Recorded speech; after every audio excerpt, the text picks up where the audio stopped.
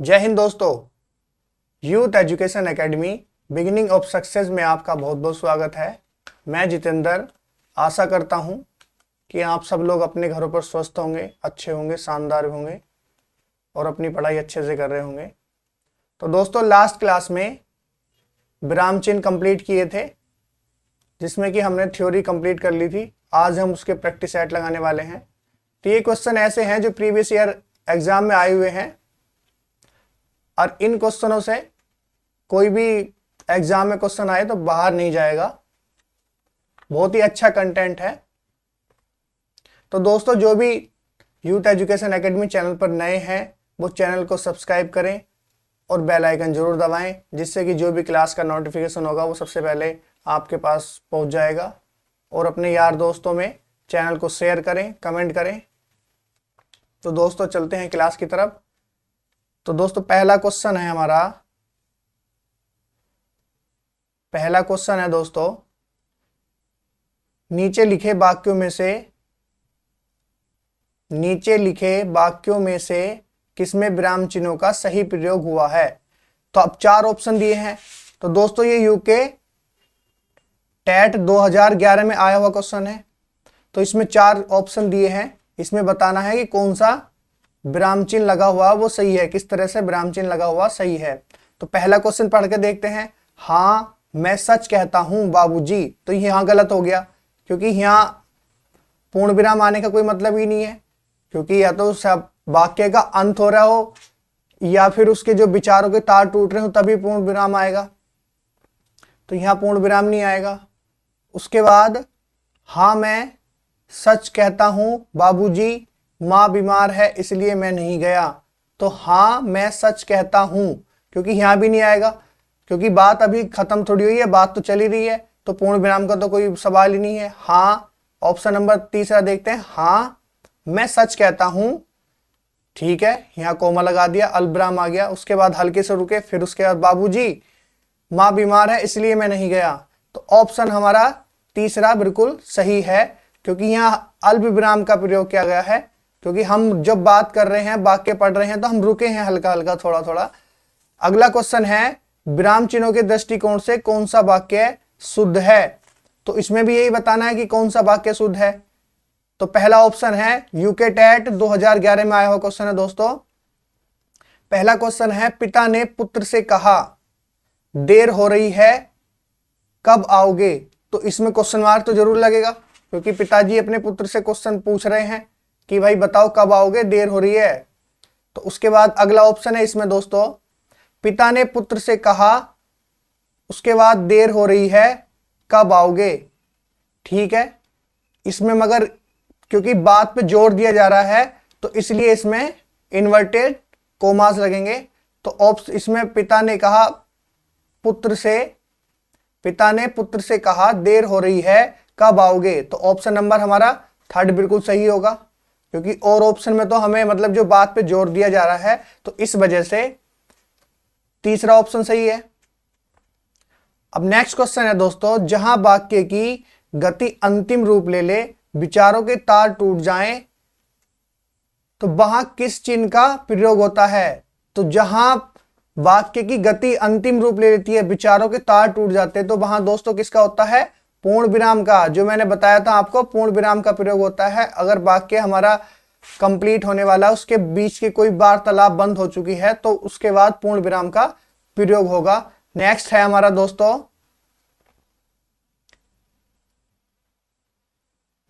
दोस्तों, किस वाक्य में विराम चिन्ह का प्रयोग सही प्रयोग हुआ है। तो ये बताना है किस वाक्य में विराम चिन्हों का प्रयोग सही हुआ है।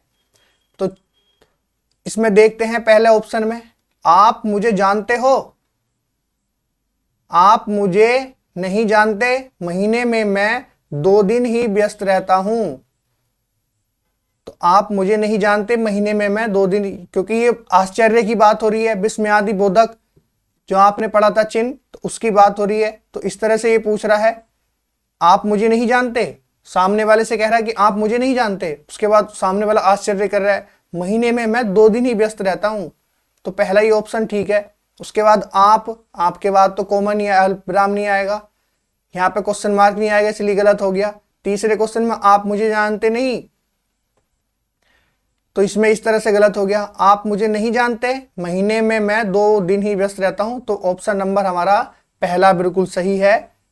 नेक्स्ट क्वेश्चन है दोस्तों, किस वाक्य में विराम चिन्ह का प्रयोग सही हुआ है? तो फिर इसमें से ऐसी बताना है कि किस वाक्य में विराम चिन्ह का जो प्रयोग हुआ है वो सही हुआ है बिल्कुल। तो किसमें सही हुआ है? पहला ऑप्शन पढ़ के देखते हैं किसमें सही है। मैं मनुष्य में मानवता देखना चाहता हूं, ठीक है। उसके बाद उससे देवता बनाने में की मेरी इच्छा नहीं है। तो यहां जब आया ना, इसने यहां रुका, उसे देवता बनाने की, उसके बाद अगला वाक्य स्टार्ट हुआ मेरी इच्छा नहीं है। तो दोस्तों इसमें यहां गलत हो गया, क्योंकि यहां अल्पविराम आना था। उसके बाद मैं, फिर यहां मनुष्य के बाद अल्पविराम नहीं आएगा, यहां भी गलत है इस प्रकार से। अब ऑप्शन नंबर बी देख लेते हैं, मैं मनुष्य में मानवता देखना चाहता हूं, बिल्कुल सही है यहां से यहां तक। फिर उसके बाद पूर्ण विराम आया, उसे देवता बनाने की, फिर यहां हल्का सा रुके, ठहराव हुआ, मेरी इच्छा नहीं है। तो ऑप्शन नंबर बी हमारा बिल्कुल सही है, बी हमारा बिल्कुल सही है। नेक्स्ट क्वेश्चन है दोस्तों, पूर्ण विराम के स्थान पर अन्य चिन्ह भी प्रचलित हैं। तो पूर्ण विराम के स्थान पर कौन सा अन्य चिन्ह प्रचलित है? कौन सा चिन्ह प्रचलित है दोस्तों? पूर्ण विराम के स्थान पर जिसे हम बोलते हैं, पूर्ण विराम एक हिंदी से लिया हुआ शब्द है, बाकी सारे जो विराम चिन्ह है वो कहां से आए हैं? अंग्रेजी भाषा से। कामता प्रसाद गुरुजी ने कितनी संख्या बताई थी इनकी? कामता प्रसाद गुरुजी ने 20 बताई थी इनकी संख्या। तो जो पूर्ण विराम को अन्य चिन्ह से प्रचलित है वो किसे क्या कहते हैं? फुल स्टॉप, जिसे बोलते हैं फुल स्टॉप।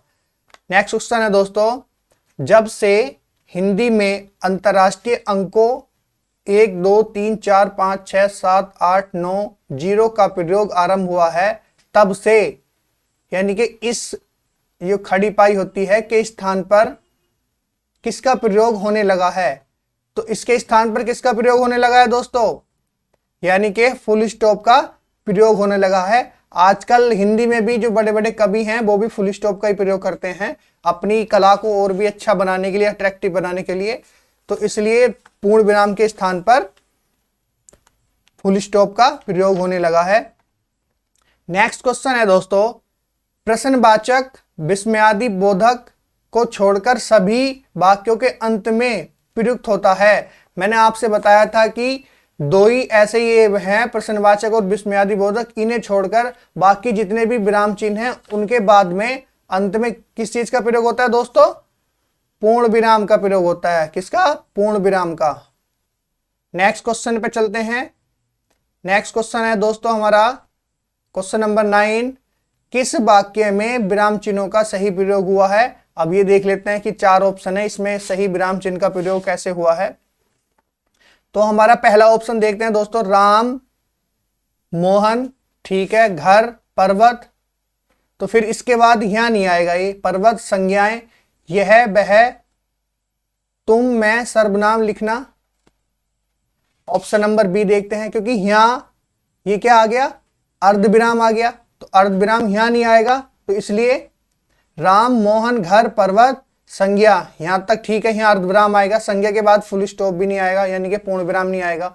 तो वह तुम मैं सर्वनाम यहां ठीक है। उसके बाद लिखना, गाना, दौड़ना, क्रियाएं, ये बिल्कुल ऑप्शन नंबर बी बिल्कुल सही है। ऑप्शन नंबर बी बिल्कुल सही है। नेक्स्ट ऑप्शन है राम मोहन, तो यहां गलत हो गया क्योंकि इसमें योजक चिन्ह का प्रयोग हो रहा है, तो ये वैसे ही गलत हो गया। अब नेक्स्ट क्वेश्चन पे चलते हैं दोस्तों, जहां पूर्ण विराम की अपेक्षा कम रुकना अपेक्षित हो वहां कौन सा चिन्ह का प्रयोग किया जाता है? तो किसका प्रयोग करते हैं दोस्तों? जहां पूर्ण विराम की अपेक्षा अपेक्षित हो, जहां पूर्ण विराम की अपेक्षा कम रुकना अपेक्षित हो, तो वहां किसका प्रयोग करते हैं दोस्तों?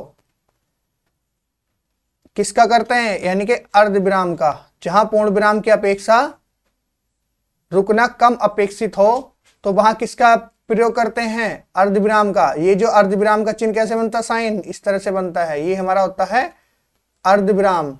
क्या होता है दोस्तों हमारा, ये अर्धविराम का, इसे सेमीकोलन भी बोलते हैं। नेक्स्ट क्वेश्चन है दोस्तों, ऐसे उपवाक्यों के बीच जो परस्पर संबंध होने पर भी स्वतंत्र वाक्य प्रतीत होते हैं, वहां किस चिन्ह का प्रयोग होता है, वहां किस चिन्ह का प्रयोग होता है? तो किस चीज का प्रयोग होगा दोस्तों? ऑप्शन नंबर बी, यानी कि ऐसे उपवाक्य जो परस्पर संबंध होने पर भी स्वतंत्र वाक्य प्रतीत होते हैं। तो मैंने बताया था कि जब एक वाक्य का भाव दूसरे वाक्य में पूरा हो और दूसरे का भाव पहले वाक्य में पूरा हो तो कौन सा चिन्ह आएगा? अर्धविराम चिन्ह आता है। जब बात एक ही तरीके से कही जाए तो इसका मतलब यही है कि ऐसे उपवाक्यों के बीच परस्पर जो संबंध होंगे तो वो कहां होंगे? अर्धविराम में होंगे। नेक्स्ट क्वेश्चन है दोस्तों, जहां पर अल्पविराम के प्रयोग में भ्रांति होने की संभावना हो वहां पर किस चिन्ह का प्रयोग अनिवार्य हो जाता है? अब अल्पविराम की भ्रांति हो रही है, जब अल्पविराम का ही भ्रम हो रहा है तो किस चीज का हमें होगा? तो अल्पविराम में हमें अर्धविराम का भ्रम हो जाता है, क्योंकि अल्पविराम तो इतना हल्का सा ठहराव होता है, सबसे कम। फिर अर्धविराम में यानी कि पूर्ण विराम से थोड़ा कम ठहराव होता है, ये जो इस तरह से बनता है।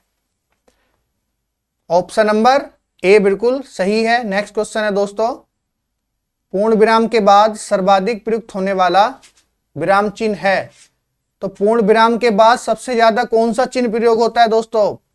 अल्पविराम, जिसका व्यापक क्षेत्र बहुत बड़ा है। मैंने बताया था आपको कि अल्पविराम एक ऐसा चिन्ह है इसका व्यापक क्षेत्र बहुत बड़ा है, ये पूर्ण विराम के बाद दूसरे नंबर पर आता है जो सबसे ज्यादा प्रयोग होता है। नेक्स्ट क्वेश्चन है दोस्तों, वाक्य में जहां सबसे कम रुकना पड़ता हो वहां कौन सा चिन्ह प्रयुक्त होता है? तो जहां सबसे कम ठहराव होगा वो कहां, क्या कौन सा ऑप्शन है? अल्पविराम होता है। कौन सा होता है? अल्पविराम होता है। निर्देशक चिन्ह कौन सा होता है? डैश, ये थोड़ा सा नियोजक चिन्ह से बड़ा होता है, इस तरह से होता है। विवरण चिन्ह हमारा कैसे होता है? ये इस तरह से होता है। अर्धविराम कैसे होता है? ये और ये अर्धविराम का चिन्ह होता है।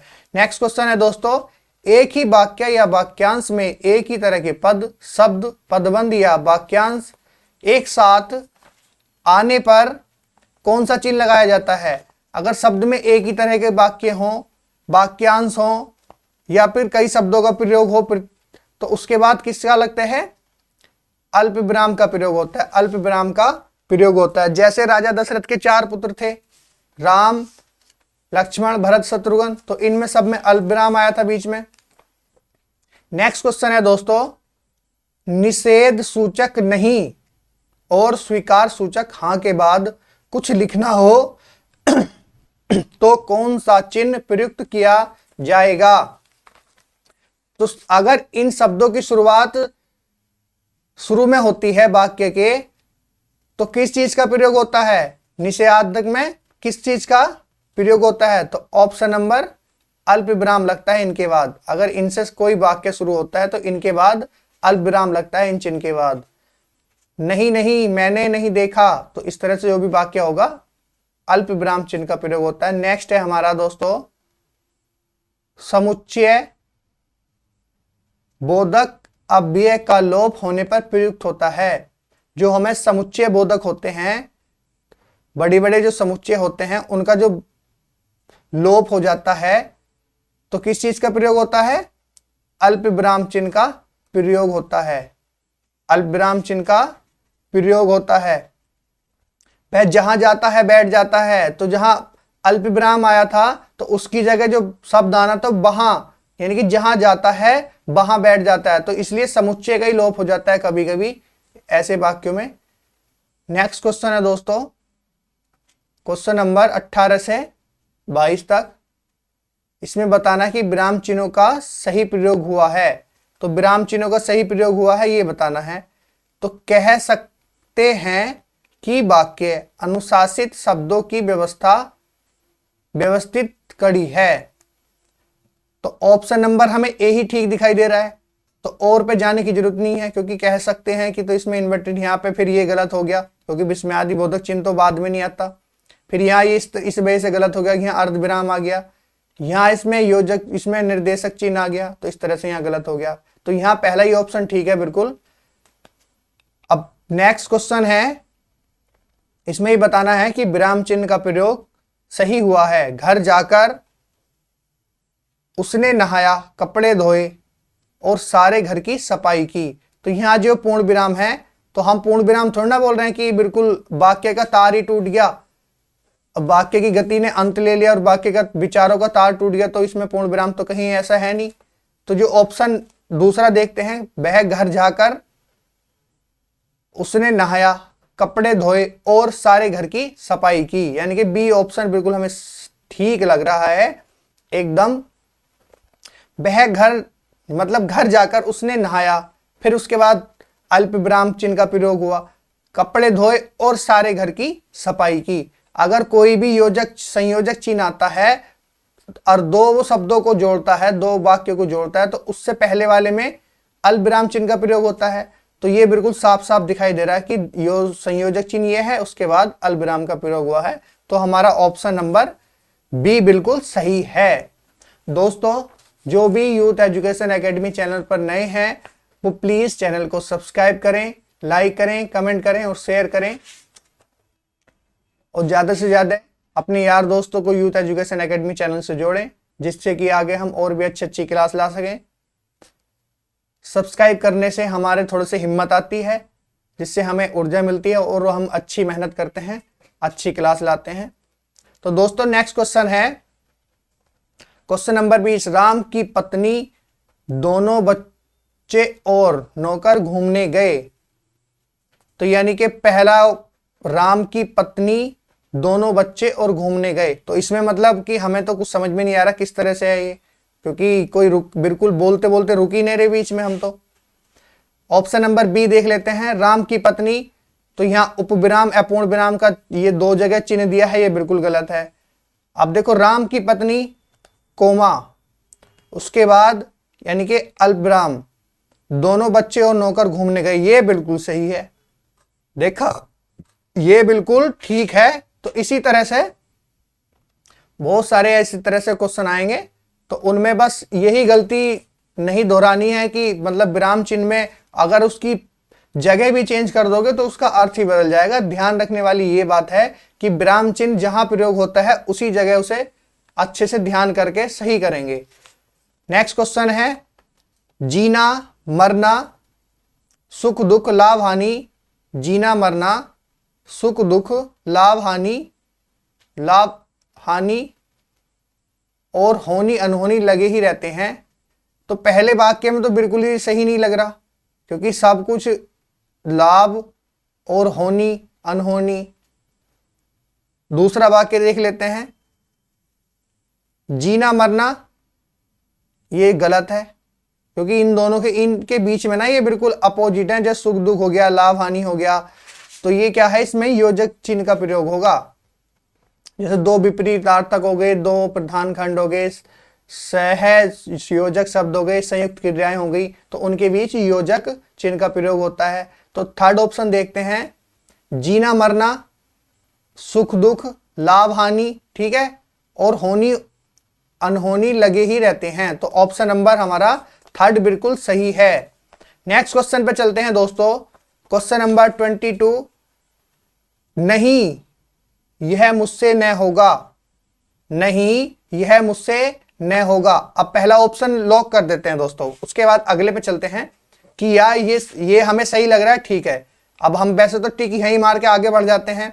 अगर आपको एक आध ऑप्शन और देखना हो तो देख लेते हैं, क्योंकि यहाँ तो देखो दो ऑप्शन में ये है विस्मयादि बोधक चिन्ह है, तो ये तो बिल्कुल गलत हो गया। तो हमारा पहला ऑप्शन बिल्कुल सही है।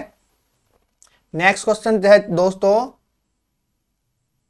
एक व्यक्ति से प्रश्न किए जाने पर उत्तर नहीं मिलता या गलत उत्तर मिलता है। अगर मैं किसी व्यक्ति से प्रश्न कर रहा हूं तो उत्तर ही नहीं मिल रहा या फिर गलत उत्तर मिल रहा है, तो दूसरे से प्रश्न किए जाने पर वाक्यांश में कौन सा चिन्ह लगाया जाता है। तो मैं पहले से जो प्रश्न कर रहा हूं उसके बाद उत्तर ही नहीं मिल रहा, गलत मिल रहा, तो फिर मैं दूसरे से प्रश्न करूंगा तो हमारा कौन सा चिन्ह आएगा, उसमें पूर्ण विराम चिन्ह आता है। कौन सा आता है, पूर्ण विराम चिन्ह। जैसे मैंने बोला था, जैसे राम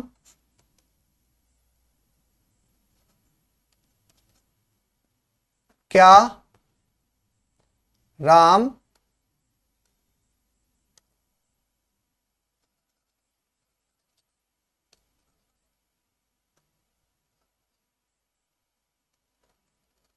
एक मिनट एक मिनट एक मिनट, थोड़ा सा। जैसे एक व्यक्ति से प्रश्न किए जाने पर उत्तर नहीं मिलता या गलत उत्तर मिलता है, तो मैंने कहा जैसे राम क्या तुम बाजार जा रहे हो, क्वेश्चन मार्क। उसके बाद फिर मोहन जवाब देता है नहीं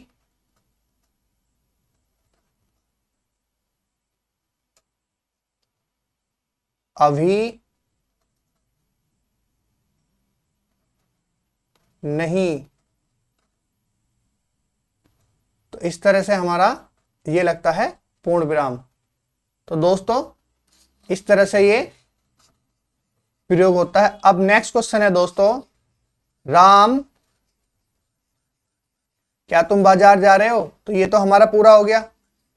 अब उसके बाद नेक्स्ट क्वेश्चन है, विनय व्यंग उपहास को व्यक्त करने के लिए किस विराम चिन्ह का प्रयोग करते हैं।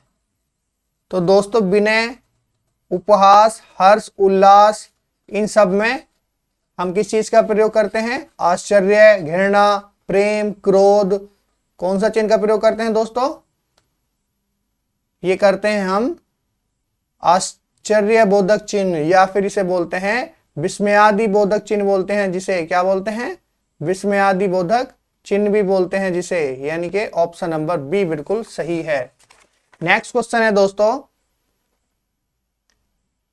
दो विपरीतार्थक शब्दों के बीच किस चिन्ह का प्रयोग किया जाता है? अभी मैंने आपको बताया था, दो विपरीतार्थक शब्दों के बीच दो प्रधान खंड हो, संयुक्त क्रियाएं हो, उनके बीच में किस चीज का प्रयोग किया जाता है? योजक चिन्ह का प्रयोग किया जाता है। ये छोटी सी जो हल्की सी डैश होती है, जैसे मैंने लिखा लाभ, इसके बाद योजक चिन्ह लगाया, उसके बाद लिख दिया हानि। तो इस तरह से ये योजक चिन्ह का प्रयोग होता है। नेक्स्ट क्वेश्चन है दोस्तों, नेक्स्ट क्वेश्चन है, जब दो शब्दों में एक सार्थक और दूसरा निरर्थक हो तब वहां क्या लगाया जाता है? बताइए। अभी यही पढ़ा है हमने लास्ट क्वेश्चन में, दो विपरीतार्थक शब्दों के बीच योजक चिन्ह लगाया जाता है। दो सार्थक शब्द हो या फिर संयुक्त क्रियाएं हो, विपरीत हो, सहचर हो, दो प्रधान खंड हो, इन सब के बीच में क्या लगता है दोस्तों? योजक चिन्ह का प्रयोग होता है। ये वाला जो योजक चिन्ह होता है, मतलब कि थोड़ा सा छोटा सा। उसके बाद नेक्स्ट है दोस्तों, जब दो संयुक्त क्रियाएं एक साथ प्रयुक्त हो तो कौन सा चिन्ह लगाया जाता है? तो अभी तो हम पढ़ ही रहे हैं, यही वाला लगेगा। कौन सा लगता है दोस्तों? योजक चिन्ह का प्रयोग होता है। नेक्स्ट है हमारा, देखो question RPSC police sub inspector परीक्षा 2011 में आया हुआ क्वेश्चन है, बहुत ही इंपॉर्टेंट क्वेश्चन है, शानदार जानदार क्वेश्चन है। तो दोस्तों इसमें है, किस वाक्य में विराम चिन्ह का प्रयोग गलत हुआ है? अब ये बताना है इसमें गलत हुआ है, सही नहीं गलत हुआ है। तो इसमें आप देखते हैं, पहला ऑप्शन हमें क्या मिला कि बुद्ध ने घर घर जाकर उपदेश दिया। तो यानी कि यहाँ घर घर जाकर उपदेश दिया, ये तो ठीक है, चलो यहाँ पे, मगर पूर्ण विराम तो है ही नहीं, वाक्य का तो भाव भी खत्म हो गया, उसने अंतिम गति दे ली, विचारों के उतार टूट गए। उसके बाद यहाँ तो पूर्ण विराम आना चाहिए था, क्योंकि वाक्य पूरा हो गया अंतिम में। उसके बाद नेक्स्ट ऑप्शन देखते हैं दोस्तों, उसके पास कपड़ा लत्ता कुछ है भी या नहीं, तो उसके बाद यहां भी पूर्ण विराम आना था। ऑप्शन नंबर थर्ड देखते हैं दोस्तों, विराम चिन्हों का प्रयोग सही नहीं हुआ है। तो विराम चिन्हों का प्रयोग सही नहीं हुआ है, तो ये भी हमारा गलत लग रहा है हमें ये। दोस्तों क्वेश्चन है, नेक्स्ट क्वेश्चन है, किस वाक्य में विराम चिन्ह का गलत प्रयोग हुआ है, तो विराम चिन्ह का जो गलत प्रयोग हुआ है ये बताना है। तो जैसे बुद्ध ने घर घर जाकर उपदेश दिए, बिल्कुल ठीक बात है। उसके पास कपड़ा लत्ता कुछ है भी या नहीं, ये भी बात ठीक है। तो विराम चिन्हों का प्रयोग सही नहीं हुआ है, विराम चिन्हों का प्रयोग सही नहीं हुआ है, तो ये बिल्कुल गलत है। इस तरह से हमें इसके बीच में ये गलती कहां मिली हमें, विराम चिन्हों के बीच में कभी भी योजक चिन्ह का प्रयोग नहीं होता, विराम चिन्ह बिना योजक चिन्ह के लिखा जाता है। नेक्स्ट है हमारा दोस्तों क्वेश्चन नंबर 29, निम्न में से कौन सा विराम चिन्ह अंग्रेजी भाषा में प्रचलित नहीं है। तो दोस्तों आपको बताया था कि एक हमारा बस पूर्ण विराम ही ऐसा है जो हिंदी भाषा का है, बाकी जितने भी विराम चिन्ह है सब अंग्रेजी भाषा से लिए गए हैं। तो कामता प्रसाद गुरुजी ने विराम चिन्ह कितने बताए थे, 20 बताए थे दोस्तों, 20, जिसमें पूर्ण विराम हिंदी का है, बाकी सब हमारे अंग्रेजी भाषा से लिए गए हैं। तो कौन सा ऑप्शन सही है इसमें, ऑप्शन नंबर डी बिल्कुल इसमें सही है दोस्तों। नेक्स्ट क्वेश्चन है दोस्तों, अब इसमें निम्न से योजक चिन्ह बताना कि योजक चिन्ह कौन सा है। तो योजक चिन्ह बताया था आपको, ये छोटा सा, ये डैश से छोटा होता है, निर्देशक चिन्ह से छोटा जो होता है वो हमारा होता है योजक चिन्ह। नेक्स्ट है दोस्तों यूपी टेट 2018 का आया हुआ क्वेश्चन है, बहुत ही अच्छा शानदार क्वेश्चन है। अब क्वेश्चन ये कह रहा है कि विराम चिन्ह की दृष्टि से कौन सा वाक्य अशुद्ध है। तो ये बताना है कि दोस्तों कौन सा वाक्य अशुद्ध है। तो कौन सा वाक्य अशुद्ध है, अब देखो पढ़ लेते हैं इन ऑप्शन को, 4 ऑप्शन है, देखते हैं कहां से मिलता है अशुद्ध।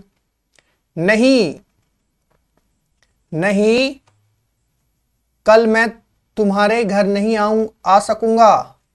तो ये कह रहा नहीं कल मैं तुम्हारे घर नहीं आ सकूंगा। तो अशुद्ध तो यहां हमें पहले ही मिल गया, हमें तो और कहीं जाने की जरूरत नहीं, क्योंकि हाँ नहीं जी बस अतैव निष्कर्षतः अगर इनसे कोई वाक्य शुरू होता है तो उसके बाद कोमा यानी कि अल्पविराम लगाया जाता है। तो नहीं के बाद यहाँ हमें गलती मिली है, तो यहाँ अगर अल्पविराम लगा हो जाता तो ये वाक्य सही होता, तो ये गलती मिली हमें यहाँ, इसलिए हमारा पहला ऑप्शन सही है।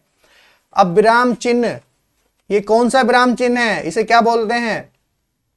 ये दोस्तों हमारा विराम चिन्ह है, यानी कि अर्धविराम, हमारा अर्धविराम चिन्ह है ये। नेक्स्ट क्वेश्चन है दोस्तों, विराम चिन्ह के सत्य युग का चयन कीजिए, सत्य युग्म का चयन कीजिए। विराम चिन्ह का सत्य युग्म का चयन करना है, तो विस्मयादि बोधक बिल्कुल सही है। इत्यादि जो लोप चिन्ह होता है उसका भी बिल्कुल सही है, इसे इत्यादि या लोप चिन्ह भी बोल देते हैं। लोप चिन्ह जो को बात बोलते बोलते हम बीच में से बात ही गायब कर देते हैं, वो हमारा लोप चिन्ह होता है। और तीसरा इसमें अर्धविराम, ये भी सही है। तो ऑप्शन नंबर डी हमारा बिल्कुल सही है, चारों हमारे ये सही हैं दोस्तों। नेक्स्ट क्वेश्चन है दोस्तों, ये टेस्ट ये है, इसमें 50+ क्वेश्चन है और बहुत ही अच्छे शानदार क्वेश्चन है, तो जुड़े रहिए यूथ एजुकेशन एकेडमी के साथ, और भी अच्छी क्लास आएंगी। नेक्स्ट क्वेश्चन है दोस्तों, समासिक पदों पुनरुक्त युग्मों के मध्य कौन सा चिन्ह लगाया जाता है। जो समासिक पद होते हैं, युग्म होते हैं, उनके बीच में दोस्तों कौन सा चिन्ह लगाया जाता है। अरे यही तो लगाया जाता है दोस्तों, योजक चिन्ह, जो आपने पढ़ा था, दो विपरीत के बीच समासिक पदों पुनरुक्त दो युग्म होंगे, जैसे माता पिता भाई बहन, तो इनके बीच क्या लगता है, योजक चिन्ह का प्रयोग किया जाता है। नेक्स्ट क्वेश्चन है दोस्तों, यूपी टेट 2018 का क्वेश्चन है, बहुत ही इंपॉर्टेंट क्वेश्चन है, जो प्रीवियस ईयर में आए हुए क्वेश्चन है ना, ये वही क्वेश्चन है। तो विराम चिन्ह के दृष्टिकोण से कौन सा वाक्य अशुद्ध है। तो अब हमें ये देखना है कि इसमें विराम चिन्ह जो है लगा हुआ है, तो वो हमारा गलत कौन सा है, और उसकी वजह से वाक्य हमारा गलत है या सही है। तो इसमें देखते हैं, पहला, वह ईमानदार परिश्रमी कर्मठ और मृदुभाषी है, बिल्कुल सही है, इसमें कोई गलती नहीं है विराम चिन्ह की। उसके पास धन वैभव, ठीक है, योजक चिन्ह का आ गया। नौकर चाकर आदि सभी कुछ था, बिल्कुल सही है। अब देखो थर्ड ऑप्शन क्या है, हाँ मेरा यही विचार है, हाँ मेरा यही विचार है। तो आपको बताया था कि जो भी अल्प विराम में जो प्रयोग होते हैं, इसमें हाँ जी नहीं बस, अगर इनसे कोई वाक्य शुरू होता है तो उसके बाद क्या होता है, अल्प विराम चिन्ह का प्रयोग होता है, तो इसलिए ये हमारा गलत हो गया। तो यानी कि अशुद्ध वाक्य कौन सा हो गया अल्प विराम की वजह से? ऑप्शन नंबर सी हमारा बिल्कुल सही आंसर है। मतलब आंसर ये है, ऑप्शन हमारा ये सही है, मगर अशुद्ध वाक्य ये है। नेक्स्ट क्वेश्चन है दोस्तों, आकाश पाताल के बीच लगने वाला ये वाला चिन्ह जो है, यानी कि इसे हाइपन चिन्ह है, तो यूपी टेट 2018 में आया हुआ क्वेश्चन है, तो कौन सा सही होगा दोस्तों? तो आपको पता है, तो ये जो चिन्ह लगता है दो उसके बीच में सहचरों के या संयुक्त क्रियाओं के विपरीतार्थक के, तो कौन सा लगता है दोस्तों? ऑप्शन नंबर सी बिल्कुल हमारा सही है। कौन सा दोस्तों? योजक चिन्ह हमारा सही आंसर है। नेक्स्ट क्वेश्चन है दोस्तों, निम्नलिखित वाक्य में एक विराम चिन्ह का लोप है, वहां विराम चिन्ह कौन सा है? वाक्य है, बताओ कौन सा है और वाक्य भी है। तो विराम चिन्ह का ही लोप हो गया है, तो इसमें बताना है कौन सा हमारा सही है। आप एक ऐसे मनुष्य की खोज कराइए जिसने कभी दुख का नाम न सुना हो। तो क्या ऑप्शन सही होगा इसमें? दुख का नाम न सुना हो, यानी कि इसमें गलती कहां है? इसमें जब वाक्य पूरा हो गया है तो दोस्तों इसके बाद तो वैसे भी पूर्ण विराम ही आएगा, तो जो गलती है वो पूर्ण विराम की है, पूर्ण विराम का ही लोप हो गया है। नेक्स्ट क्वेश्चन है दोस्तों, किसी कठिन शब्द को स्पष्ट करने के लिए किस विराम चिन्ह का प्रयोग किया जाता है? तो जो कठिन शब्द होते हैं ना, उनका अर्थ स्पष्ट करने के लिए हम क्या करते हैं? जैसे हम ब्रैकेट बना के उसका अर्थ लिख देते हैं। जैसे किसी वाक्य में कोई शब्द आ गया कि मैं जानता हूं आपकी सामर्थ्य को, तो जैसे कोई सामर्थ्य आया तो सामर्थ्य मतलब शक्ति, तो जो कठिन शब्द है उसका अर्थ बताने स्पष्ट करने के लिए हम कौन सा चिन्ह यूज करते हैं? कोष्टक चिन्ह, यानी कि जो ब्रैकेट होते हैं कोष्टक चिन्ह का प्रयोग करते हैं। नेक्स्ट क्वेश्चन है दोस्तों, क्वेश्चन नंबर 39। तो किस कथन को, किसी के कथन को उद्धृत कराते यानी कि उद्धृत करते समय किस विराम चिन्ह का प्रयोग किया जाता है? तो आपको यह बताया गया था कि उद्धृत चिन्ह और अवतरण चिन्ह एक ही होते हैं, तो उद्धृत जब शब्द ही आ गया तो इसका मतलब तो यही हो गया कि अब तो अवतरण या का उद्धरण चिन्ह है। तो यानी कि जो इन्वर्टेड कोमास होते हैं ना, कि डबल यानी कि दोहरा उद्धरण चिन्ह, डबल इन्वर्टेड कोमास और सिंगल इन्वर्टेड कोमास, ये वाले होते हैं। नेक्स्ट क्वेश्चन है दोस्तों, अब ये दूसरी टेस्ट सीरीज स्टार्ट होगी, अब इसे देख लेते हैं। पहले वाले में हमने अच्छे से क्वेश्चन करे, 39 क्वेश्चन थे उसमें, अब तो ये टोटल 50+ क्वेश्चन है। ये देख लेते हैं। पहला क्वेश्चन है दोस्तों, इसमें ऑप्शन भी टिक है, उसमें आसानी हो जाएगी आपको। अब हम समझा देते हैं ना कैसे कैसे होंगे। तो दोस्तों जो भी यूथ एजुकेशन एकेडमी चैनल पर नए हैं, चैनल को सब्सक्राइब करो यार, लाइक करो, कमेंट करो, कमेंट करके बताओ क्लास कैसी लग रही है। तो नेक्स्ट क्वेश्चन है दोस्तों, किसी श्री कामता प्रसाद, कमता नहीं ये कामता होगा, ये कामता यानी कि कामता प्रसाद के अनुसार विराम चिन्हों की संख्या कितनी है दोस्तों? 20। कितनी है दोस्तों? 20 है विराम चिन्हों की संख्या। अब इसमें बताना है कि वाक्य में उचित विराम चिन्ह का प्रयोग करें, तो उचित विराम चिन्ह का प्रयोग करना है वाक्य में। अब आहा तुम्हें पाकर कितना आनंद आ रहा है, आहा, तो उसके बाद वैसे भी विस्मयादि बोधक चिन्ह आ गया, तो विस्मयादि बोधक चिन्ह कहां आएगा दोस्तों? यहां इस जगह विस्मयादि बोधक चिन्ह का प्रयोग होगा, तब ये वाक्य बिल्कुल सही होगा। अब दोस्तों नेक्स्ट है, अर्धविराम के स्थान पर किस विराम चिन्ह का प्रयोग किया जाता है? तो आजकल जो प्रचलन में है, तो जो अर्धविराम है ना, ये इस तरह से वाला, ये जो अर्धविराम है इसकी जगह खाली बस अल्पविराम का प्रयोग किया जाता है। तो सबसे ज्यादा आजकल इसका क्षेत्र बहुत व्यापक हो गया है, बड़ा हो गया है, तो सब जगह पूर्ण विराम के बाद ये दूसरा ऐसा चिन्ह है जो इसका प्रयोग सबसे ज्यादा किया जाता है। नेक्स्ट क्वेश्चन है दोस्तों, पवन घर आया, थोड़ी देर रुका और चला गया, इस वाक्य में उचित विराम होगा। तो पवन घर आया, थोड़ी देर रुका और चला गया। तो अब ये देखना है कि इसमें कौन सा विराम चिन्ह आएगा? तो मुझे तो विराम चिन्ह ये लग रहा है कि अल्प विराम आएगा। अब देखो लगा के देख लेते हैं। पवन घर आया, फिर यहाँ हल्का सा वो ठहरा बोलते हुए, उसके बाद उसने यहाँ हल्का विराम चिन्ह लगाया अल्प विराम, थोड़ी देर रुका और चला गया। तो ये बिल्कुल सही है। नेक्स्ट क्वेश्चन है दोस्तों, रोहन, राजीव, राजा और वैभव अपने कार्य में संलग्न हैं। तो एक ही शब्द को एक ही प्रकार के कई शब्दों का प्रयोग होने पर अल्पविराम का प्रयोग होता है। तो जाहिर सी बात है रोहन, राजीव, राजा, तो ये तो ऐसे तो गलत ही है, बिल्कुल ही कोई सेंस ही नहीं आएगा। तो इसलिए इन शब्दों के बीच में अल्प विराम चिन्ह का प्रयोग सही होगा। तो रोहन के बाद अल्प विराम चिन्ह आया, राजीव के बाद अल्प विराम आएगा, फिर राजा और वैभव अपने कार्य में संलग्न हैं। तो ये बिल्कुल सही हो गया। नेक्स्ट क्वेश्चन है दोस्तों, क्वेश्चन नंबर 6 है, मैं सचिन के घर पहुंचा परंतु वह नहीं मिला। तो इस वाक्य में कौन सा विराम चिन्ह का प्रयोग होगा? तो आपको बताया था दोस्तों, किंतु परंतु वह, इसलिए क्योंकि इन शब्दों से पहले ही अल्प विराम चिन्ह का प्रयोग होता है। तो यहां क्या आ गया? परंतु। तो परंतु से पहले क्या आएगा? अल्प विराम चिन्ह का प्रयोग होगा। नेक्स्ट क्वेश्चन है दोस्तों, कबीर वाणी के डिटेक्टर थे, इस वाक्य में रेखांकित चिन्ह का कौन सा विराम चिन्ह आएगा?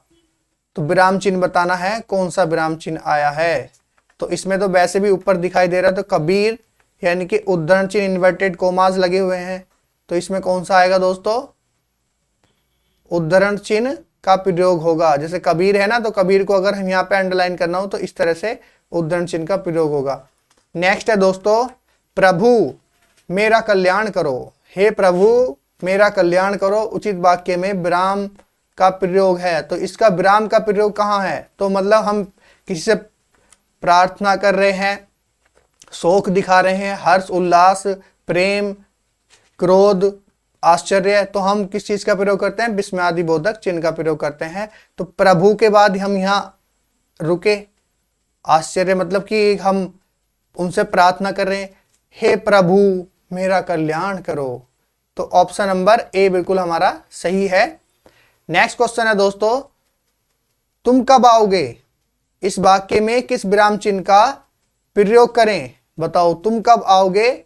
तो वाक्य ही पूरा हो गया। तो वाक्य पूरा होने के बाद हमें किस चीज का प्रयोग होगा? प्रश्नवाचक चिन्ह का प्रयोग होगा, क्योंकि वाक्य तुम कब आओगे वैसे ही बोलते हुए लग रहा है, वो क्वेश्चन पूछ रहा है कि तुम कब आओगे।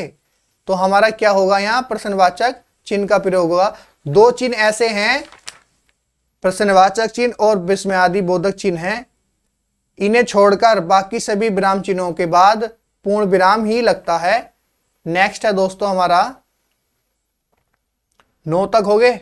उसके बाद नेक्स्ट है दोस्तों क्वेश्चन नंबर 10 देखते हैं। अरे कहाँ गया? 10 मिल गया। योजक चिन्ह को किस अन्य नाम से जानते हैं? तो दोस्तों योजक चिन्ह के कई सारे नाम हैं। योजक चिन्ह का दूसरा नाम है विभाजक चिन्ह भी बोलते हैं इसे, और एक इसे सामासिक चिन्ह भी बोलते हैं। सामासिक चिन्ह भी बोलते हैं, दूसरा इसे विभाजक चिन्ह भी इसे बोलते हैं।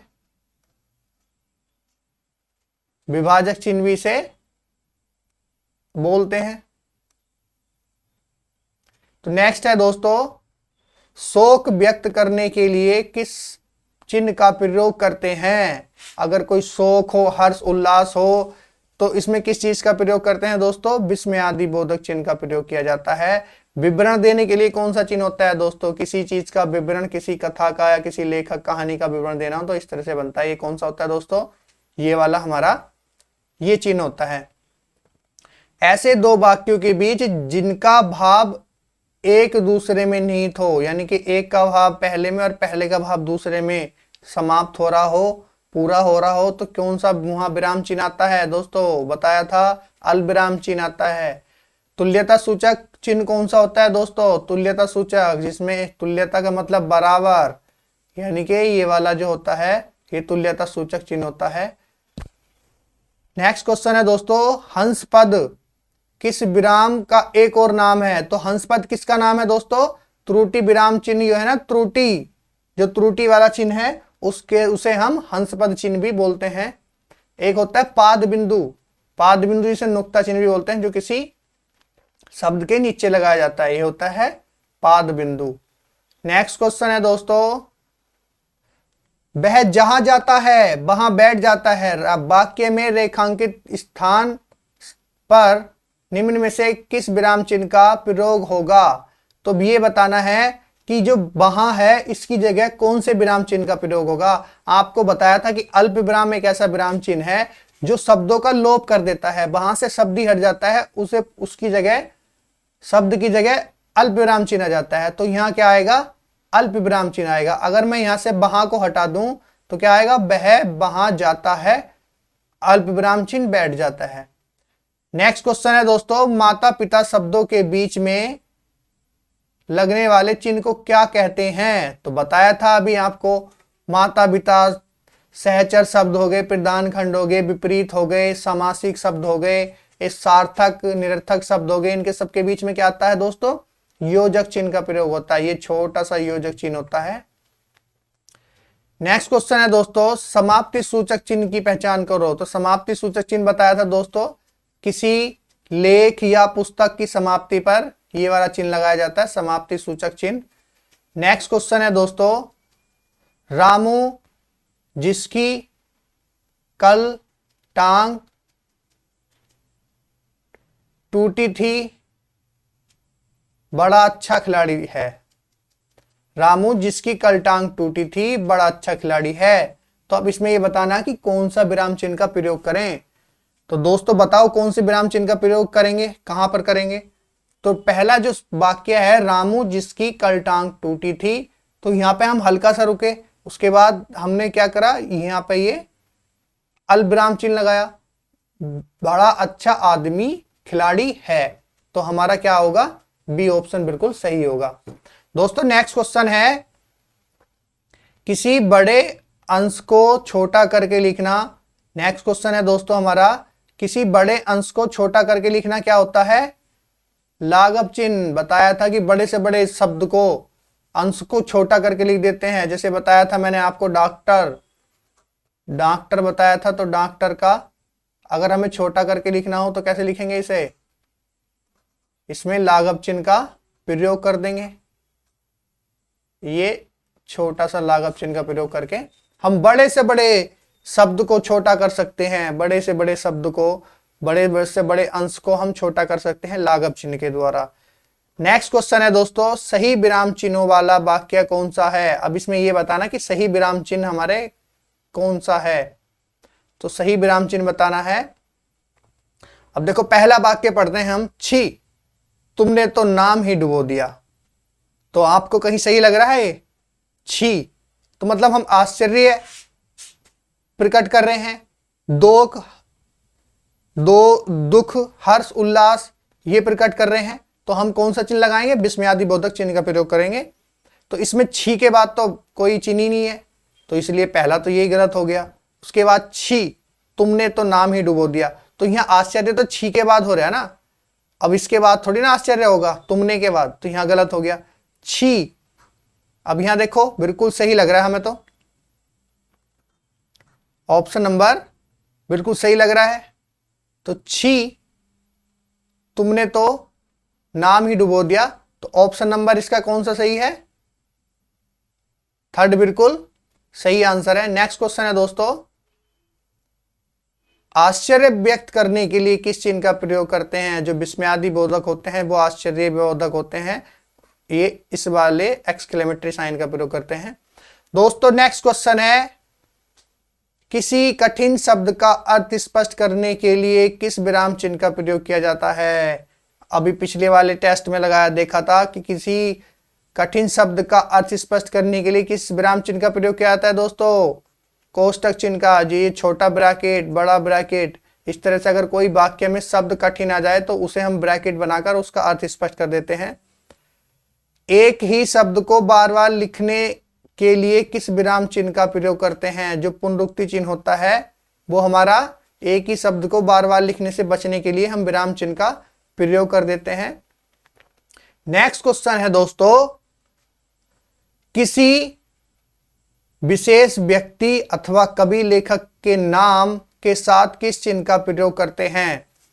बताओ, किसी लेखक कवि अथवा चिन्ह के साथ किस उसका प्रयोग करते हैं? तो ये जो होता है हमारा इन्वर्टेड कोमा, यानी कि सिंगल इन्वर्टेड कोमा, यानी कि इक्केहरा उद्धरण चिन्ह। जैसे मैं लिखा राम, रामायण वाले राम लिखा, तो इसके ऊपर हमने अपतरण चिन्ह लगा दिया। नेक्स्ट है दोस्तों, पदलोप चिन्ह का प्रयोग करते हैं। पदलोप चिन्ह का प्रयोग कहां होगा? जब किसी बात को अधूरा छोड़ दिया जाएगा तो वहां पर हमारा पदलोप चिन्ह का प्रयोग होगा। अब देख लो, इसमें खुद भी देख लो, पदलोप चिन्ह शोक व्यक्त करने के लिए, शोक व्यक्त करने के लिए तो आश्चर्य यानी कि विस्मयादि बोधक चिन्ह का प्रयोग करते हैं। जब किसी बात को बार बार लिखा जाए, तो बार बार अगर किसी बात को लिखा जाएगा तो उसमें क्या होगा? हमारा बार बार अगर किसी बात को लिखा जाएगा तो हम कौन सा चिन्ह प्रयोग करेंगे दोस्तों? बार बार लिखने पर पुनरुक्ति चिन्ह लगाएंगे। उसके बाद हमारा ऑप्शन है, जब मूल धातु के साथ प्रेरणार्थक क्रिया आए, तो ये तो ऑप्शन इससे ही मतलब ही नहीं है, पदलोप चिन्ह का प्रयोग का नहीं पता इसमें। तो हमारा जो है, जब किसी बात को अधूरा छोड़ दिया जाए तो वहां हमारा पदलोप चिन्ह प्रयोग होगा। नेक्स्ट क्वेश्चन है दोस्तों, कहावतों के लिए किस चिन्ह का प्रयोग करते हैं? कहावतों के लिए किस चीज का प्रयोग करते हैं दोस्तों? अभी जो बताया था उद्धरण चिन्ह का, कहावतों, प्रत्यक्ष कथनों, मुहावरों आदि सब में इसमें क्या होता है? उद्धरण चिन्ह के इन्वर्टेड कोमास का प्रयोग होता है। जैसे विवेकानंद ने कहा, कोमा इन्वर्टेड कोमा, उठो जागो तब तक मत रुको जब तक लक्ष्य की प्राप्ति ना हो। तो इसलिए इसमें उद्धरण चिन्ह, इस तरह के वाक्यों में उद्धरण चिन्ह और अपतरण चिन्ह का प्रयोग होता है। नेक्स्ट है दोस्तों, प्रश्नवाचक का प्रयोग किया जाता है वाक्य के भाव प्रश्न होने पर। सही बात है, वाक्य का भाव प्रश्न होगा तभी तो प्रश्नवाचक चिन्ह का प्रयोग होगा। नेक्स्ट है दोस्तों, वाक्य का भाव आश्चर्यजनक होने पर। ये तो गलती है, वाक्य के भाव में संबोधन बिल्कुल नहीं, संबोधन का कोई मतलब नहीं, भाव पूर्ण हो इससे भी कोई मतलब नहीं। नेक्स्ट क्वेश्चन है, बस इतनी छोटी सी बात पर आप बिगड़ गए, इस वाक्य में उचित विराम चिन्ह क्या होगा? बस इतनी सी छोटी बात पर आप बिगड़ गए, तो अब आपको ये लग रहा होगा कि ये वाक्य बिल्कुल ठीक है, इसमें कोई गलती नहीं है, फिर भी इसमें हमें गलती दिखाई देगी। ये ऐसी गलती तो हमारा नंबर काट देती है, छोटी छोटी सी मिस्टेक जो होती हैं। तो मैंने बताया आपको कि जी हाँ, बस नहीं, अतः, अतएव, निष्कर्षतः, अगर इससे कोई शब्द यानी कि पूरा वाक्य शुरू होता है इन शब्दों से, तो हम क्या करते हैं, यहीं पे उसके बाद कोमा लगा देते हैं। तो हमारा ये बिल्कुल अब सही हो जाएगा, यानी कि ऑप्शन नंबर सी हमारा बिल्कुल सही आंसर है। नेक्स्ट क्वेश्चन है दोस्तों, नेक्स्ट क्वेश्चन और लास्ट क्वेश्चन है आज का, संवाद में उपविराम के स्थान पर किस चिन्ह का प्रयोग किया जाता है? तो संवाद के स्थान पर किसका प्रयोग किया जाता है? कोई भी अगर हम संवाद लिख रहे हो, कुछ कर रहे हो, तो हमें कौन सा चिन्ह प्रयोग करते हैं दोस्तों? हम निर्देशक चिन्ह का प्रयोग करते हैं। ये जो होता है डैश, जो बोलते हैं डैश। जैसे मैंने कहा, दीपू डैश तुम कहां जा रही हो, उसके बाद प्रदूषण एक समस्या है, तो इस तरह से हम ये डैश का प्रयोग भी करते हैं। यानी कि संवाद यानी उपविराम में भी इसी तरह से प्रयोग करते हैं। इस उपविराम के स्थान पर हम डैश चिन्ह का भी प्रयोग कर सकते हैं, किया जाता है। तो दोस्तों, ये हमारे विराम चिन्ह के क्वेश्चन थे, सारे हमने कंप्लीट करे, अच्छे से कवर करें। अगर दोस्तों क्लास अच्छी लगी हो तो क्लास को लाइक करें, कमेंट करें और चैनल को सब्सक्राइब जरूर करें, बेल आइकन दबाएं, जिससे कि आपके पास जो भी क्लास का नोटिफिकेशन होगा वो सबसे पहले आपके पास पहुंचेगा। मिलते हैं नेक्स्ट क्लास में, तब तक के लिए जय हिंद, जय भारत।